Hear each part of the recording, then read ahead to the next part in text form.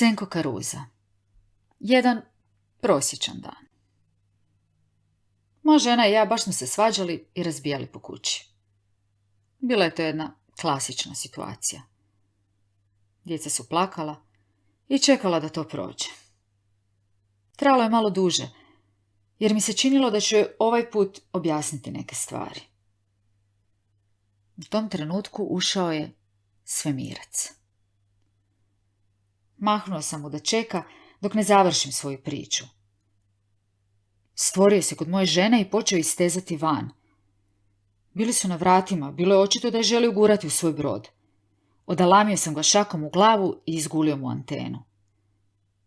Samo je izdahnuo i prolio se po podu. Trebali ste to vidjeti.